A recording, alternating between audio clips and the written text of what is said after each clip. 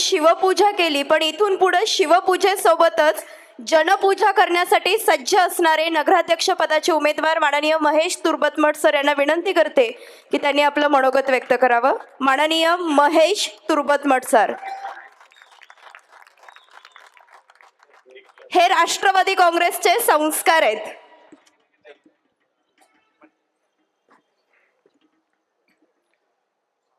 नमस्कार.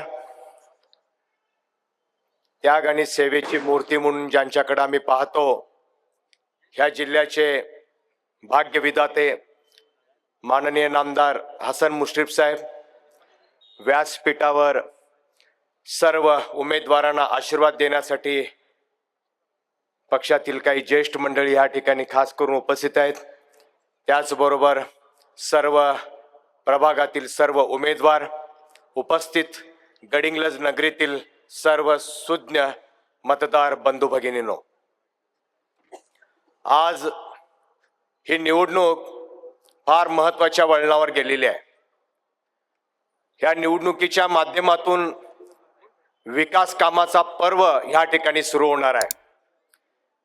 गेली 10 वर्ष शहरातली परिस्थिती जर पाहिली तर 10 वर्षापूर्वीचं गडिंग्लज आणि आजचं गडिंग्लज, आजच्या गडिंग्लज मध्ये उंच उंच इमारती असतील, अनेक रस्ते असतील, ट्रॅफिकच्या समस्या असतील, अशा अनेक समस्यांना ग्रासलेलं हे शहर आज आपल्याला पाहायला मिळतं. मात्र इथली संस्कृती, इथली परंपरा, ह्या सगळ्या गोष्टी आजपर्यंत अगदी अबाधित चाललेल्या आहेत. कारण इथले नागरिक, इथले मतदार सुसंस्कृत आहेत. साहेबांनी ह्याच मतदारसंघाचं नेतृत्व गेली 25 वर्ष या ठिकाणी केलेलं आहे. मात्र साहेबांना कधीही गडिंग्लजची नगरपालिका एक हाती सत्ता त्यांना कधी मिळाली नाही. साहेबांच्या हातात जर ह्याच्या अगोदर अशाच पद्धतीने गडिंग्लजची नगरपालिका जर एक हाती सत्ता जर मिळाली असती तर कदाचित गडिंग्लज 25 वर्षापूर्वी आज वेगळं स्वरूप या ठिकाणी गडिंग्लजचं पाहायला मिळालं असतं. मित्रो, दूरदृष्टी ज्यांच्याकडे आहे, ज्या नेत्यांच्याकडे धमक आहे, प्रचंड मोठा निधी या ठिकाणी आणू शकतात आणि ह्या शहरातल्या सर्व अडचणी, सर्व सामान्यांच्या अडचणी सातत्याने जाणून घेत असतात आणि इथल्या प्रत्येक प्रगतीपथावर लक्ष देऊन निधी देण्याचं काम करत असतात, अशा नेत्यांनी कधीही या गडिंग्लजकरांच्यावर कोणत्याही प्रकारचा अन्याय केलेला नाही आहे. सत्ता असू दे अगर नसू दे, जो देता येईल तितका निधी त्यांनी दिला. त्याच निधीच्या माध्यमातून ही सर्व मंडळी आज विकासाचा डंका आणि विकासाचं कार्य आपल्या समोर सांगतायत. ह्या 4.5 वर्षामध्ये प्रशासनाचं सत्ता होती. ह्या कालावधीमध्ये 125 कोटीचा निधी साहेबांनी या ठिकाणी दिला आणि या 125 कोटी निधीच्या माध्यमातून ह्याच 5 वर्षामध्ये गडिंग्लज शहराची व्याप्ती वाढली, अनेक नगर त्यामध्ये समाविष्ट झाली. बड्याचवाडी ग्रामपंचायतला बराचसा भाग या शहरामध्ये आला आणि चौफेर चारी बाजूने या नगरीचा विकास वाढला. जरी मतदान संख्येनं जरी कमी असलं तरी त्याच्या 3 पट जनता या ठिकाणी राहते. कारण ह्या नगरीचं वैशिष्ट्यच आहे की इथं ह्या ठिकाणी राहायला आल्यानंतर, उद्योगधंदा सुरू केल्यानंतर, नोकरीच्या निमित्तानं आल्यानंतर कोणीही नगरी सोडून जात नाही. अत्यंत सुसंस्कृत, गुण्यागोविंदाने नांदणारा हा समाज आहे. अनेक धर्मीयांचे या ठिकाणी मंदिर आहेत, मठ आहेत, मशिदी आहेत. ह्या सगळ्याचा जीर्णोद्धार साहेबांनी या ठिकाणी केलेला आहे. मंदिर मशिदांचा ज्या वेळेला जीर्णोद्धार होतो त्या अर्थानं, खऱ्या अर्थानं संस्कृतीचं संरक्षण होतं. अशा विचारानं चालणारे आमचे साहेब आहेत. मित्रो, आज ह्या ठिकाणी आपल्याला फार महत्वाची जबाबदारी मी सांगू इच्छितो. कारण ह्या 2-4 दिवसामध्ये वेगवेगळ्या पक्षाचे वेगवेगळे पदाधिकारी असतील, वेगवेगळे उमेदवार असतील, काही ना काहीतरी आपल्याकडं आमिष किंवा काही ना काहीतरी प्रगतीच्या बाबतीतला आढावा घेऊन आले असतील. कोणत्याही प्रकारची प्रगती त्यांच्याकडनं होणं शक्य नाही आहे. कारण ह्या सगळ्या प्रगतीमध्ये तुटपुंज पुंजीचा सुद्धा या ठिकाणी त्यांना 1ही रुपयाचा नफा म्हणजे फायदा होणार नाही आहे. कारण जे लोक या ठिकाणी आले, जे मंत्री महोदय या ठिकाणी आले, जे आश्वासन दिले, त्यांचा मतदारसंघ सोडून, त्यांचा जिल्हा सोडून ते इतरत्र काही देऊ शकत नाहीत. ह्या मतदारसंघाचं पालकत्व ज्यांनी स्वीकारलं, इथल्या सर्वसामान्य अडचणी पाहिल्या, अनेक वर्ष वेगवेगळ्या खात्याचं मंत्रीपद भूषवत असताना सर्वसामान्यांच्या दारापर्यंत सेवा पोहोचवण्याचं कार्य जर कोणी केलं असेल तर ते नामदार हसन मुश्रीफ साहेबांनी केलेलं आहे. रुग्णसेवा आपल्याला सगळ्यांना माहिती आहे, कुठल्या पक्षाचा, कुठल्या जातीचा, कुठला आहे, त्याची परिस्थिती काय आहे, काही सांगायची विचारायची गरज नाही. फक्त साहेबांना जाऊन भेटायचं आणि मुंबईमधल्या पंचतारांकित हॉस्पिटलमध्ये, नामांकित हॉस्पिटलमध्ये नामांकित डॉक्टरच्या माध्यमातून लाखो रुपये खर्चाचं ऑपरेशन मोफत करून घेऊन पुन्हा घरी सुखरूप यायचं. ही योजना सुद्धा साहेबांनी या ठिकाणी आणली. अशा पद्धतीच्या अनेक योजना साहेबांनी या ठिकाणी आणलेल्या आहेत. श्रवणबाळ योजना असेल, निराधार लोकांना आर्थिक बळ देण्यासाठी त्यांच्यासाठी योजना असतील, अशा असंख्य योजना साहेबांनी या ठिकाणी आणलेल्या आहेत. कामगार कल्याणाच्या माध्यमातून सगळ्यांना सर्वसाधारण घरगुती कामासाठी लागणाऱ्या ज्या वस्तू आहेत त्या सुद्धा या ठिकाणी घरपोच पोहोचवण्याचं काम केलेलं आहे. फार मोठी इच्छाशक्ती साहेबांच्या मध्ये आहे, दूरदृष्टिकोन साहेबांच्या मध्ये आहे. आज कागलची नगरपालिका जर पाहिली तर चिमुटभर कचरा सुद्धा आपल्याला त्या ठिकाणी पाहायला मिळत नाही. किती मोठा विकास कागलच्या नगरपालिकेचा झालेला आहे. ह्या सगळ्या धर्तीवर मी आपल्या सर्वांना कळकळीची विनंती करतो की साहेब विकासाचं पर्व घेऊन आपल्याकडे आलेले आहेत. कुठल्याही प्रकारच्या आमिषाला बळी पडू नका. व्यक्ती, नातं, संबंध ह्या सगळ्या गोष्टी बाजूला ठेवा. केवळ शहराच्या विकासासाठी आपण मतदान करा. कारण ह्या सगळ्या 11 प्रभागामध्ये जेवढे उमेदवार आहेत त्यांनी गेली 7, 8, 10 वर्ष या ठिकाणी मेहनत केलेली आहे.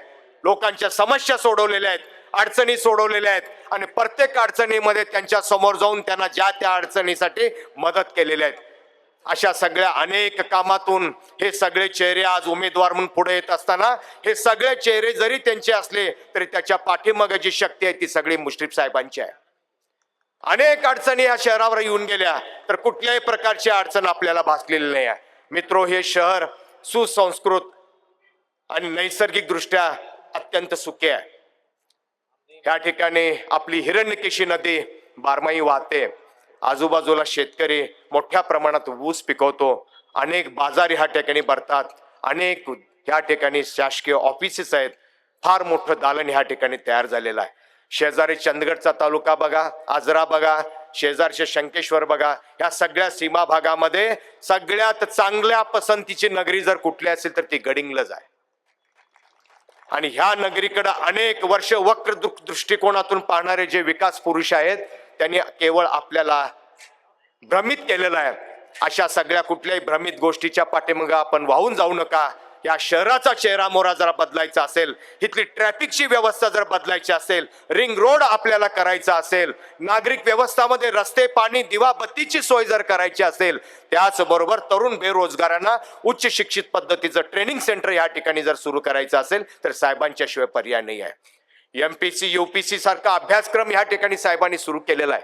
शेंद्रीच्या माळावर त्या ठिकाणी आज फार मोठं बांधकाम चालू आहे आणि ह्याच भागातील तरुण भविष्य काळामध्ये IPS झालेले आपल्याला पाहायला मिळतील, IAS झालेले पाहायला मिळतील. एवढी मोठी साहेबांची दूरदृष्टिकोनता असताना देखील का आपण कंजूसपणा करतो? कशासाठी करतो? आपण ज्या वेळेला व्यक्तिगत जीवनामध्ये आपली उन्नती करत असतो, परिस्थितीची उन्नती करत असतो, मुलाची उन्नती करत असतो, कौटुंबिक भोवती आपण फिरत असतो, मात्र शहराची जी उन्नती झाली पाहिजेत, शहर सुद्धा आपल्याप्रमाणे वैभव संपन्न झालं पाहिजेत. आणि या शहराला वैभव संपन्न करण्यासाठी एवढा मोठा कुटुंब प्रमुख आपल्या पाठीशी असताना का आपण या ठिकाणी कमी पडतो? त्यामुळे मी सर्वांना आपल्याला कळकळीची विनंती करतो, ही निवडणूक फार महत्वाची आहे गडिंग्लज शहराच्या दृष्टिकोनातून. आज गडिंग्लज शहरात मार्केट यार्ड पासून बस स्टँड पर्यंतचा जर एरिया पाहिला तर फार मोठं ट्रॅफिक ह्या ठिकाणी जमतंय. असंच आपल्याला ठेवायचं आहे काय? रिंग रोडचा प्रश्न एवढा सोपा नाही आहे. साहेबांनी मात्र ते मनात जर घेतलं तर तो प्रश्न तात्काळ सुटेल आणि सगळ्या मोठ्या अवजड वाहनाची व्यवस्था बाजूला जायला सुरुवात होईल. अनेक नगरी या ठिकाणी जोडल्या गेलेल्या आहेत. कारण मी या 15 दिवसामध्ये प्रत्येक प्रभागामध्ये शेवटच्या घरापर्यंत जाऊन पोहोचलेला आहे. प्रत्येक उमेदवाराच्या माध्यमातून शेवटच्या घरापर्यंत जाऊन पोहोचलोय. या महिन्यात 2 महिन्यामध्ये काय त्यांच्या अडचणी होत्या, वर्ष 2-5 वर्षामध्ये काय त्यांच्या अडचणी होत्या, काय काय सेवा त्या ठिकाणी देण्यात आली, हे सगळं त्या ठिकाणी समजून घेतलेलं आहे. कारण साहेबांनी मला शहराची सेवा करण्याची या ठिकाणी जबाबदारी दिलेली आहे. मी एक शिवपूजक होतो. माझ्या अनेक सामाजिक कामाचा उपक्रम पाहून साहेबांनी मला ही संधी उपलब्ध करून दिलेली आहे. माहित आहे, गेली 25 वर्ष या शहरामध्ये कोणत्याही प्रकारचा गाजावाजा न करता मी सेवा काम केलेलं आहे. गडिंग्लज शहरामध्ये ज्या वेळेला ब्लड बँक नव्हती त्यावेळेला रक्तदात्यांची संख्या वाढावी म्हणून रक्तगट डिरेक्टरी त्यावेळेला केली. रुग्णवाहिका नव्हती त्यावेळेला रुग्णवाहिकेची सुविधा या ठिकाणी उपलब्ध करून दिली.